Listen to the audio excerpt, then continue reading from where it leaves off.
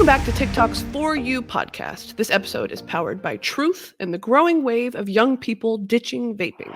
I am Brittany Broski, and today I'm joined by TikTok's resident curvy model who's open, honest, and real about the state of the fashion industry today.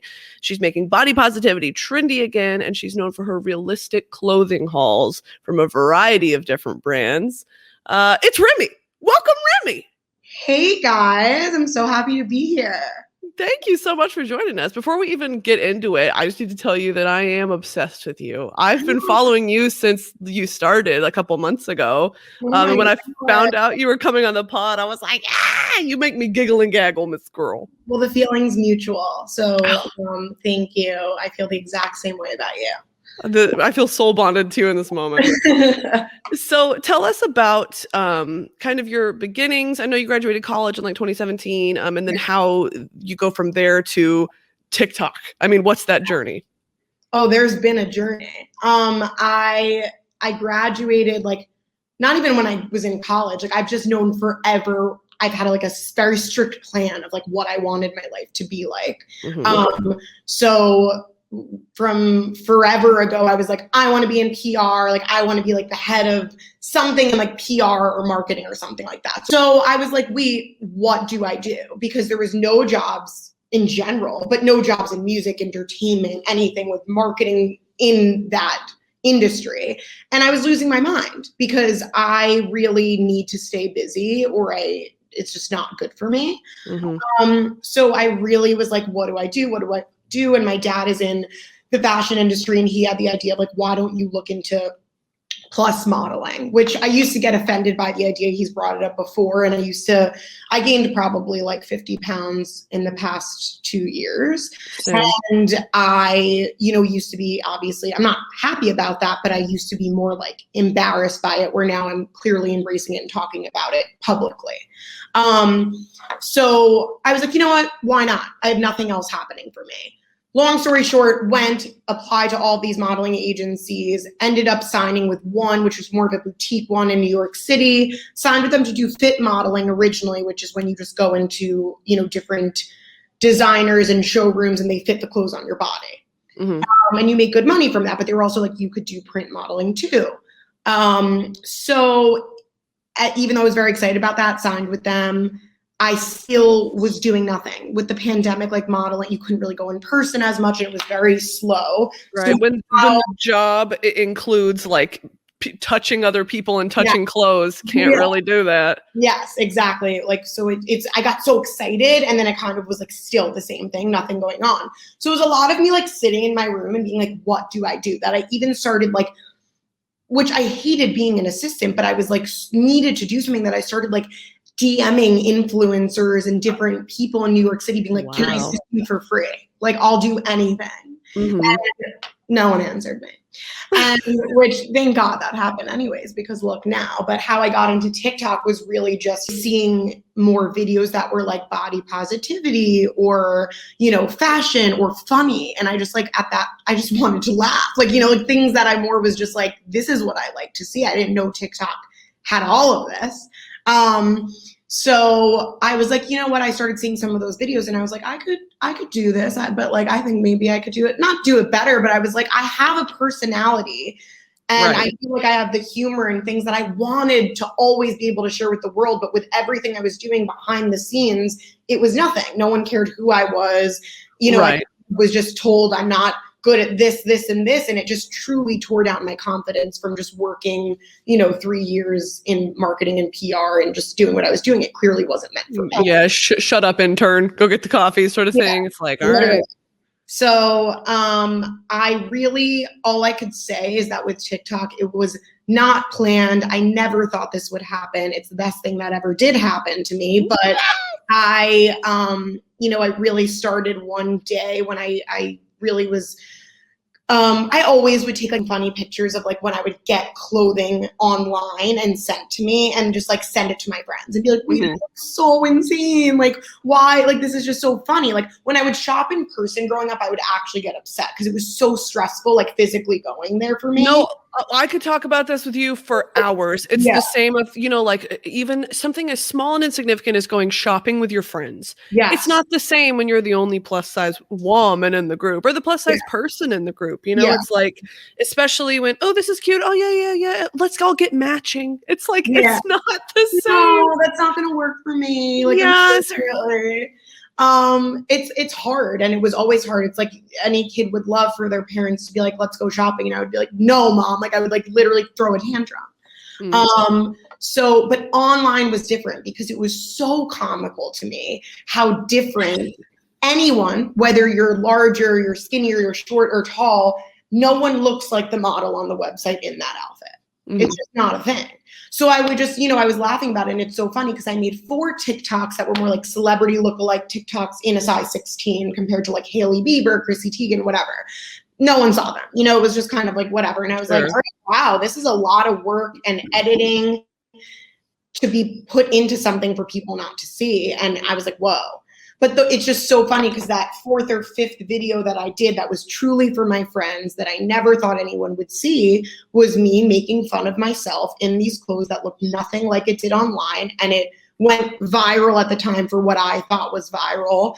And then I did a similar one the next day. And then from then on, it just like that, I realized I was like, wait, no one does this. No, it's the internet culture. Yeah, for sure. It definitely started something because it's that internet culture of, I'm only going to show the best things in my life. And who is that serving, girl? That was cool in 2015, 2016 when it was like, oh my God, this idea of an influencer and whatever. And now it's just like, nothing impresses me anymore. I've seen it all. It's like, show me the stretch mark. Show me that it doesn't fit. Show me your meltdowns because I have that too. It's Everyone does. Everyone does. And we want relatability. And like, that's what people want. And you could be the most perfect put together influencer and edited in your pictures in the world, but you still have those same issues. Like, don't you want to relate to people too? And I think that's why TikTok, like for me, I think is the most amazing thing in the world. And hopefully is there forever and ever because this wouldn't have happened on other platforms. Like this is the platform I think that like made realness like cool again, or like not even again, just made it cool. Like people want to see it. Yeah, I agree. Going back to, so you were doing these realistic clothing hauls showing the lack of size inclusivity. Why do you think that's so important to show? I think it's important because I think it was, like I said, never talked about. And I think it's something that so many people have felt, even if you're not like me in a size 16, but you're a size even like 8 and more mid-size, or again, if you're just, even if you're like people that are shorter and can't find the right clothing, but again, going towards plus size, I would say, it's still so new and it's mind-boggling to me. Like, why is it on people's websites? They have to make a point, extended sizing and big colors. So like, I mean, that's good because I'm happy for the brands that are trying. Anyone who's trying, I will give a chance. But like, it should be so different where eventually it's just like in the mix with everything else. Size, like just all the sizes are there. And it's like really crazy and sad that just seeing in the fashion industry all of the known brand names that all people are seeing on TikTok or on social media. It's like people are also sitting in the corner just wishing they could shop there, and they literally can't even shop there. They're not able to. I haven't been able to my whole life shop at all these stores that, let's say my sister, who's a lot smaller than me and always has brought home these clothes, I literally have not been able to even have that opportunity. How is that fair? Right. And I also feel like it's a lose-lose because, as we're sitting in the corner feeling like, oh, left out, whatever, there's so much money to be made on the brand side. If you would just throw a double XL in there, maybe once, like I'm begging on my knees. Yeah. I mean, in America, the average size is a plus size, considered a plus size. So it's like, don't you want to make more money and have more customers? Like, to me, it makes no, and I understand because I've asked brands this, especially doing modeling and fittings, like, why don't you have bigger sizes? And I get it. It's all money, material, but like, you'll make that money back plus more. Right. If you just do it. Like, that's what, but you know what? It's working. I think the more and more there are brands that are out there that respond to my videos, email me, say they appreciate it, even when I kind of make fun of them and not even make fun of them, but just try and make it known, like, you got to make a difference. And the brands that don't respond and the brands that do nothing, they're going to be the left out ones eventually, because things are starting to change in a better way. You're so right. Speaking of, those brands that are doing it right, you just did a campaign with Aerie. Congrats. Thank you. Wow. I love Aerie. Love Aerie. Yeah, they've always kind of been, I feel like, ahead of the curve, no pun intended, when it comes to, inclusivity and also celebrating what a real woman's body looks like. Well, for my next question, I kind of just want to throw out a disclaimer. I'm going to focus on kind of like the female body standard, like for women, but it extends to non-binary folk as well. Like when it comes to being plus size, if you can relate to that, you can relate to it. But I wanted to ask you specifically, in your mind, who do you think of as like the feminine body standard or beauty standard? And do you think that discussion is evolving? Because over the years, it's gone from, in the 50s, it was Marilyn Monroe, the curvy, cone bra, whatever. 90s, the boy supermodel body. And now it's Kim Kardashian. So, do you see it evolving? Who, in your mind, is the beauty standard, et cetera, et cetera? It's really hard. I can't really pick one person, because to me, even like you bringing up the Kardashians, like to me, I even thought that was, it did making a difference a few years ago, because to be honest, it was like supposed to be like straight skinny, and then you saw curves for the first time, and that did make a change. I know there's a lot going on right now with how they edit their photos and edit their bodies. I am a Kardashian stan, so I'll stay away from that. But I think that made a difference, and I think we're now going on to the next step of like what that is. I don't really know. There's people that I look at too, where I think it's like depends on the person, because I think times are changing so much where it's like, and it's the whole body positivity thing is your body's not supposed to look like anyone.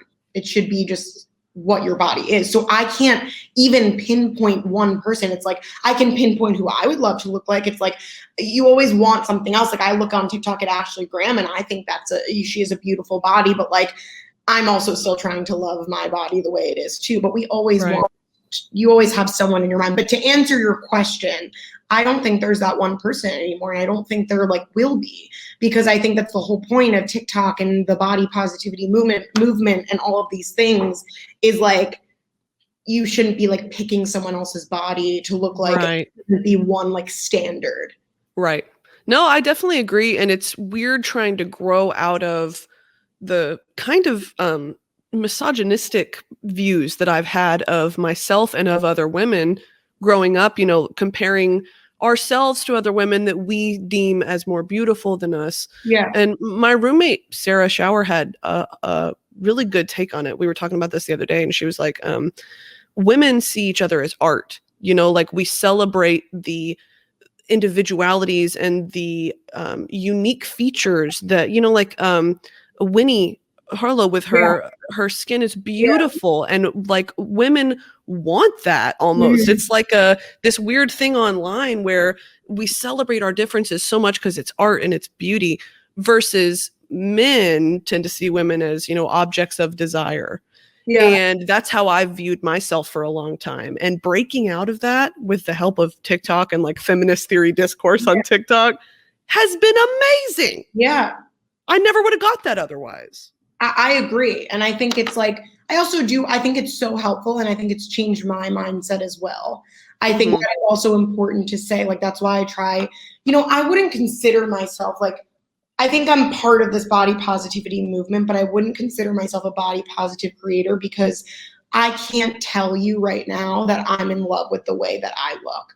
But I just gotta chill down my body, because my next question was literally going to be like, this idea of role model is thrust upon people who one time, in one moment were like, I'm learning to love myself. And now all of a sudden you've become this beacon Yeah. for the body positivity community, but that's hard on you. I can imagine. It really is. It really is. And I in no way, like, it's so hard because even when I want to vent to my parents or my friends, I'm like, but wait, I don't want to complain because I'm so thankful and grateful that this is all happening. And this is where I want to be. I've always felt like I've had so much to share, and I love helping people, and I love being the person. Like, I answer as many people as I can. Like, this is like my favorite. I wouldn't have continued doing this if I didn't think it was affecting so many people in a positive way. Like, that's just me.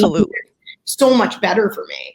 But every day I'm struggling on my own. Like, I literally just, like, right from here came from a doctor talking about, like, okay, like, what do I do next? Because I gained 50 something pounds. And, like, I need to make sure I'm also healthy. So it's a hard balance where, you know, putting my body, it's so weird because putting my body on the internet when I do the videos, I don't look at myself upset or anything like that. It's more when I'm alone, looking in the mirror, like, realizing how different I look compared to what I used to. I'm not happy, but I'm like so happy with what I'm sharing online. I'm so happy with the videos. I laugh at some of the things I post. Like, it makes me, it's like when I'm watching it, I'm almost watching another person, and I'm like, I don't know. It's a weird thing. And I don't realize that even when I'm doing it, I have to send my videos sometimes to some friends. Is this a good point? Is this funny? Because I don't know. And then when it's up, and then I'm starting to see people's feedback, and then I'm rewatching, and then I'm like, oh yeah, like, it's like the whole thing is a weird thing. I mean, also just how fast this happened too. So it's like, yes, it's not like I just got well known for anything. It's like I got well known for things I'm literally struggling with on a daily basis, and then I'm trying to, like, deal with that still while still promoting it and, like, talking about it to the world at the same time. It's a hard balance. For sure. If you're struggling with quitting vaping, Truth can help you do it. Maybe you've been thinking about doing it to save money, or because you're just over it and want to get healthy. This is Quitting from Truth is a text-to-quit service that offers real support from real people who have quit. Sure, quitting can be hard, but you won't be alone. Hundreds of thousands of people have already signed up. So to learn more, all you got to do is text Ditch Vape to 88709. What are you waiting for? Get on it. Well, and on top of that, you have a following now, a massive following, and they're super engaged. Yeah. Do you like this trend of the besties? They're all your besties. I love this trend. My bestie. Yeah, no, I do. I feel like it's so weird. You could feel close to all these strangers, but, you know, like, I always was someone that I, like, loved talking to anyone. So, like, and it's so easy for me. So, like, you know, when my friends or other people are like, is that weird? You're just, like, messaging. I'm like, no, like, I don't think it's weird. I actually feel like these people know me now. And I am talking about, like, the ins and outs of my life. So they do know. I saw this lady. Okay. The other day before I traveled to LA for work for a job. And the night before, I posted a video, how I usually don't get affected by the trolls, but there was, like, one night or a few days in a row where I was just like, go on Weight Watchers, go for a run, do this, do that. And it was just, like, a lot at once. And I was moving and traveling, and I was just, like, very overwhelmed. Mm-hmm. And I made a video about it. And I was like, you know what? I was just doing a video for all of you. And it's not all of you, but I was like, now I'm pissed. Now I don't want it. Like, I want to do this because, like, it makes me happy. And, like, seeing all that, you know, sometimes it's going to bring me down. I was just talking about it. And my point is that I went to the airport the next day, and I was getting into my Uber to go to my job in LA. And this woman on the street was like, are you doing okay today? I would have started sobbing. I was like, what? She was like, screw the haters. I saw your video last night. I just want to make sure you're okay. Randomly. Oh. And it was, like, crazy. Like, I was just like, oh my God, like, this, like, random woman in the world, like, knows what I'm going through and just, like, saw that. Like, it's so insane. Like, only, like, TikTok would, like, have that happen. Like, it's just crazy. No, literally. We have never been so interconnected, not only just, like, globally through the internet, but, like, TikTok is just, there's something in it. I'm telling you, because, like, the people that need to see certain videos see them. And it's weird, and I don't know how the algorithm works. It's some sort of witchcraft science. Do you have those moments ever on your For You page where you're like, what? The universe is speaking to me? Yeah. And the best is that I'm a commenter. So, like, I don't care who it is. Like, last night I'm in my bed, laughing alone, whatever, like, at all these videos that were just, like, the perfect time to come up on my page. And I'm just like, my favorite is, first of all, reading the comments, because you truly feel like these people are, like, reading your mind. Like, how are these people thinking what I'm thinking? That's the best, reading the comments on TikTok.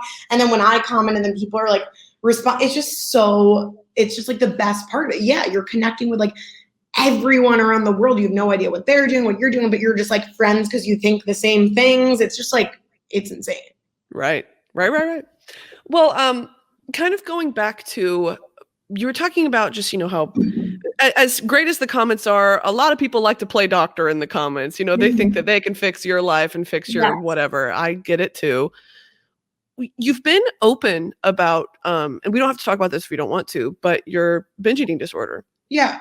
Guess what, sister? I have the same one in therapy and recovery for it. And I've commented on a few of your TikToks before where I'm like, oh my God, the visibility of this is so nice, because so many people, whether you can afford therapy or not, it's like people struggle with this every day and they may not know that it's a binge eating disorder. Yeah. And it can be more, it can manifest in ways other than just eating. I mean, over exerting yourself, over exercising, like just overdoing it in general. Mm-hmm. Have you gotten support for being that raw and honest online, or has it kind of backfired? Because I've overshared online and it's backfired for me before. That is the one thing that I think has actually become harder and kind of backfired in a way, because I'm getting thousands of opinions and all those opinions are really different. And I'm already getting enough different opinions from all the different doctors and therapists and people I've gone to, and then stop seeing them and seeing a new one. It's like, I finally was like, I almost think I love to talk about myself, and so that other people can relate to that on TikTok. But I almost think this is one thing I have to stop talking about for a little while until I can feel better about it, because right now it's not better. Sure. And how can I keep sharing it and then getting more opinions from all these people? It's just going to only overwhelm me even more. So right. Since my last video talking about it, which was probably like a month ago, I haven't posted about it again because I'm seeing someone new and they're helpful, and then it excites me and I want to share that. But I stop myself because, you know what, you get excited when someone's helping you, but then you could binge again, and then it's a really exhausting cycle. Yeah, an uphill battle. I could still talk about it. It's not that. It's something I'm dealing with every day, but it's like really crazy that it's like been still happening, and still like I could have all of this success and great things going on, and then I still come home at the end of the day and like binge, and it's like, why? Like, it's just, I know it's going to take time for me, and it's like I want to be able to help other people when I can help myself, but I don't think that's one of those things. I think it's great to make it like visible and talk about, but like you have to like, I think, and you could tell me especially if you've overcome it, but like, I think that's something you need to like literally do by yourself. And when you're ready, like, I don't think you could just like fix it from what other people do and show you on TikTok. No. And it's very much, as much as the representation matters, like when I was talking about mine, it's very much like the followers are very supportive that you're seeking treatment. It's like, the fact that you were able to say, I have a problem, I need help, I'm going to seek therapy and start this journey to recovery, that inspires a lot of people in the following. But it also is like, the flip side of it is, well, therapy isn't going to fix it all. I mean, you gained all that weight, you need to go exercise, blah, blah, blah, blah. Okay, you're not my mother. And even if you were my mother, I'd be like, don't comment on my body. Like, it's not, I made the conscious decision to be honest with my following, and you have to deal with the repercussions of that sometimes. And it sucks, but that's kind of, with the position that we're in, we have the potential to influence so much change and so much positivity and light. And I try to remind myself of that, because at times it can just be like, oh my God, everyone's out to get me. Yeah. And like you said, my recovery has been kind of stunted by, people online who like to talk. Yeah. And it's at the end of the day, whatever pushes us closer to recovery. And it's an ongoing battle every single day. I struggle with it. And I'm like you said, you do too. So it's finding that balance of, how do I share with my following? I want you guys to know me, and I want you guys to be seen on my page, but also keep your distance. I don't know you like that. What was the last thing that you've shared about any of that on your page? I talk about it on my, I have a spam account. I talk about it on my spam account, where I will tell them when I've binged, like the last time I binged, what I was feeling in that moment, that I regret it, whatever. Or just like, hey, I had a great day in therapy today, whatever. Yeah. And people will comment and be like, I start therapy soon. Like I've seen enough, on TikTok where I think it's really time to start therapy. And I'm like, that's great. That from someone watching my bullshit videos online was like, I'm going to start the path to self-recovery. And I'm like, that's fantastic. Yeah, and those are the things. That's what makes it worth it, 100%.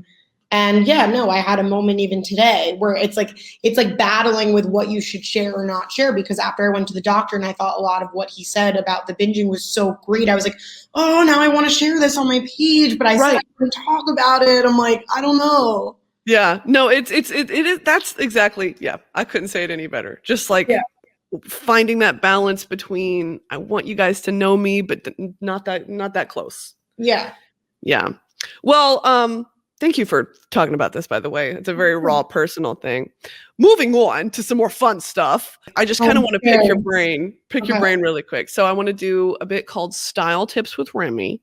Okay. What are 3 items that everyone should have in their closet as just like a baseline for any outfit? Okay.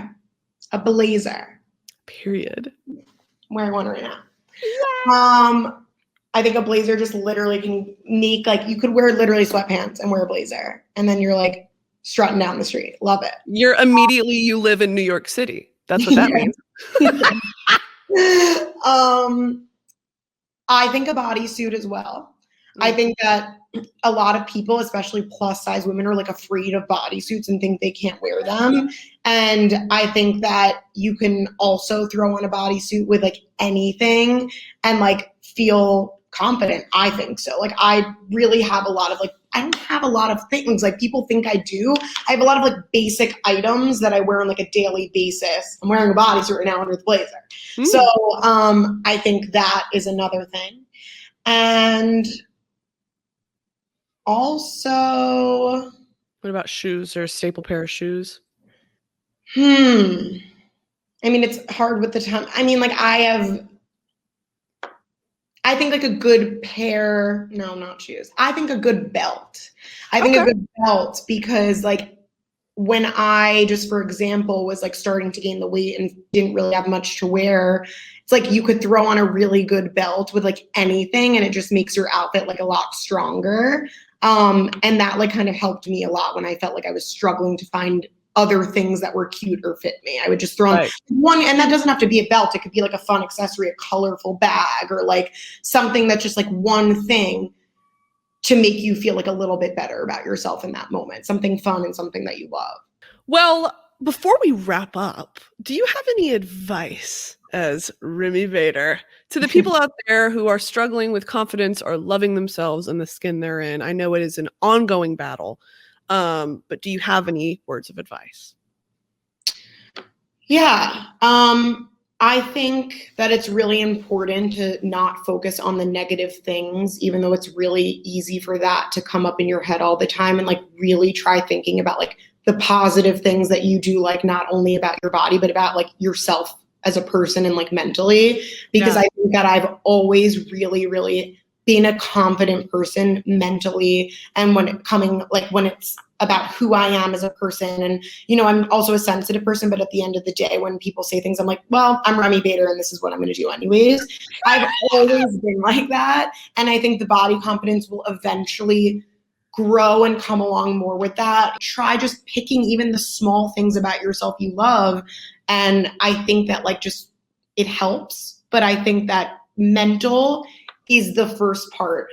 Knowing who you are as a person, like the body confidence will come along with it later. Don't just focus on like body. I think that's really hard. And I think that's what a lot of, no offense, but to a lot of other body creators are like, I love my body, but not everyone does. And it really takes time to get there. And I'm not even 100% there yet, but going with the process and not just saying this because it's a TikTok related podcast, but like, I truly think that for me, not only just getting known on TikTok, but like watching other people's TikToks that are relatable to you, finding people that like, remind you of yourself, or, maybe just doing and posting similar things that not even you wish you could do, but just things that inspire you, like that has boosted my confidence. And even posting myself and then getting the comments from other people and realizing, oh, I never even knew that about myself. Like I always hated my teeth. Now everyone's like, you have the best smile. Like now I like my smile. So I'm not saying that you should listen to what everyone says. I'm just saying it is having people in a positive way be there for you and surrounding yourself with good people 100% can boost your confidence as well.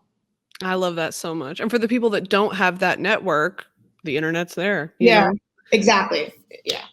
Well, Remi, what is next for you? Do you have anything you want to plug? Give us your handles, by the way, to follow you wherever you are. So all my handles, Instagram and TikTok, is at Remi Bader, my name, RemiBader. I have a lot of exciting things coming up that I will share soon.